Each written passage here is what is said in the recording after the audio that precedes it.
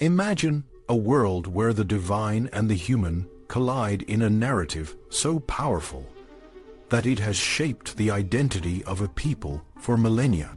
Such is the world of the Book of Exodus, a text that transcends mere storytelling to become a cornerstone of religious and cultural identity. Picture a hero not born in a palace but saved from the waters of the Nile, a man who would stand before a pharaoh and demand the freedom of his people. This is the story of Moses, a tale that moves from the intimate and personal to the grand and epic, a journey that weaves together the threads of law, leadership, and divine revelation. But what if we stopped to consider the story not just as a foundational text, but as a literary masterpiece that shifts in tone, style, and purpose, transforming the ordinary into the mythical and the personal into the archetypal? The Book of Exodus is more than just a story of liberation. It is a narrative that explores the complex relationship between humanity and the divine, the challenges of leadership, and the formation of a national identity. As we delve into this ancient text, we will uncover the layers of storytelling that move from the domestic realism of the patriarchal tales to the stylized and symbolic world of Exodus. Through this lens, we can see how the story of Moses and the Israelites is not just a historical account, but a rich tapestry of themes, motifs, and literary techniques that continue to resonate today. At the beginning of Exodus, the narrative shifts from the domestic, moral, and psychological realism of the patriarchal tales to a more stylized and symbolic mode of storytelling. This transformation is evident in the way the characters and events are presented. For example, Pharaoh, the king of Egypt, is initially referred to as the King of Egypt, rather than by his Egyptian title.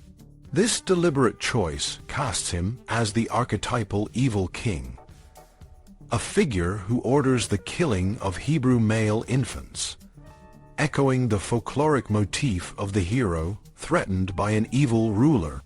This shift in characterization serves to create a clear moral dichotomy between the forces of good and evil, a common theme in folktales.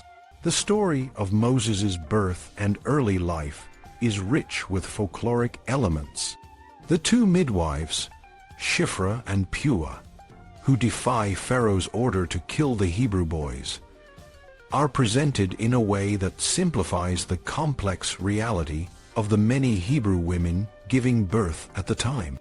This simplification, characteristic of folktales, serves to highlight the virtuous actions of these women and their role in saving the hero. The motif of the baby Moses being hidden in a basket and rescued from the Nile is another classic folktale element, seen in stories across cultures.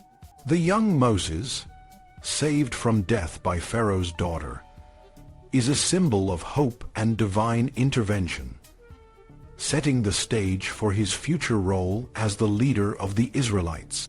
The encounter between Moses and Zipporah at the well is another example of how the narrative moves from the specific to the archetypal. In the patriarchal tales, encounters at the well, such as those between Rebekah and Isaac, and Rachel and Jacob, are rich with character development and foreshadowing. In Exodus, however, this scene is stylized and formulaic, with Zipporah and her 6 sisters representing a generic group of maidens. This shift diminishes the individuality of Zipporah and emphasizes the archetypal nature of the encounter, focusing on Moses' role as a future leader rather than on the personal relationship between the two.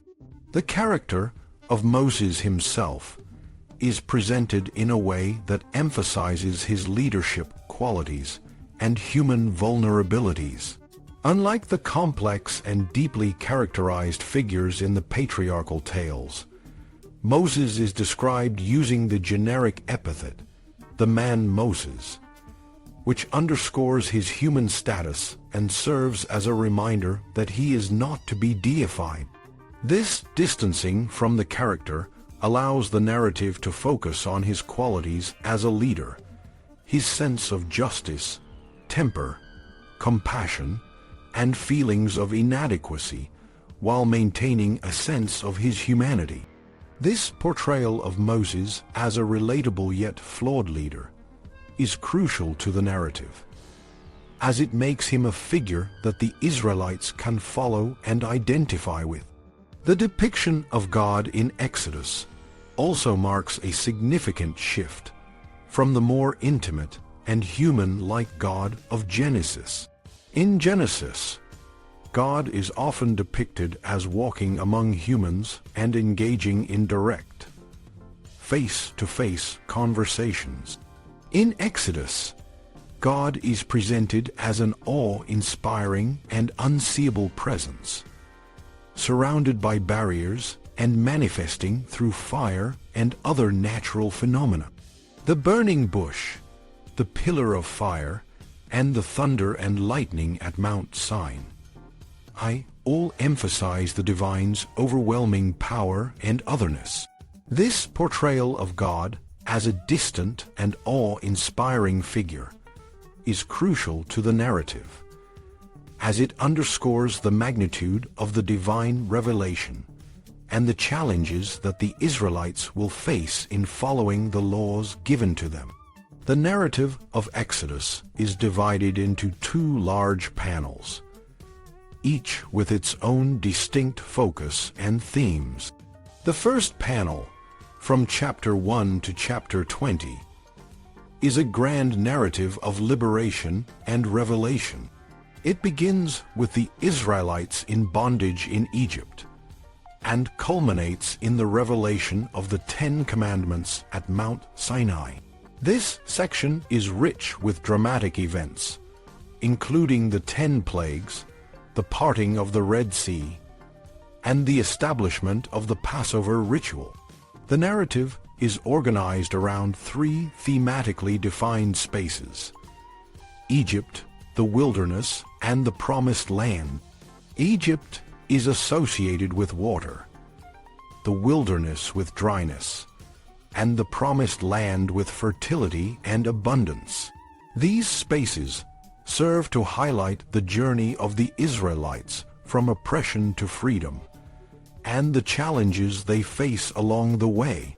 The second panel, from chapter 21 to the end of the book, is primarily focused on legal and ritual material. This section includes the Book of the Covenant, a code of criminal and tort law, and detailed instructions for the building of the tabernacle.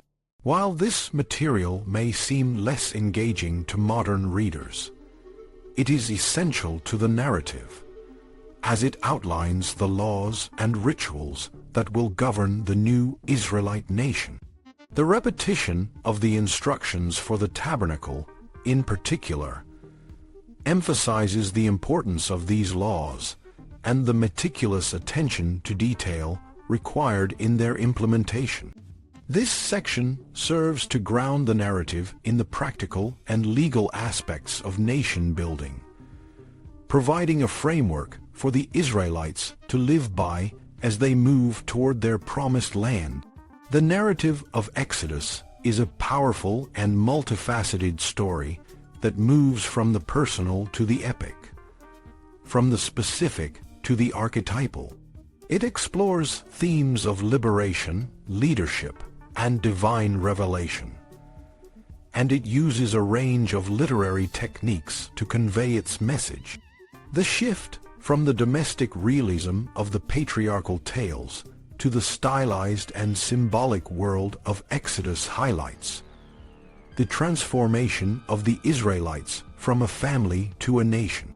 The character of Moses with his human vulnerabilities and leadership qualities, serves as a relatable figure for the Israelites, while the portrayal of God as a distant and awe-inspiring presence underscores the magnitude of the divine revelation and the challenges that the Israelites will face. In the end, the book of Exodus is not just a story of the past. It is a living text that continues to shape the identity and values of a people. Its themes of liberation, justice, and divine guidance resonate across time and cultures, making it a timeless and enduring narrative. In conclusion, the Book of Exodus is a masterpiece of ancient literature that transcends its historical context to speak to the universal human experience. Through its rich narrative and complex themes, it offers a powerful exploration of the relationship between humanity and the divine, the challenges of leadership, and the formation of a national identity.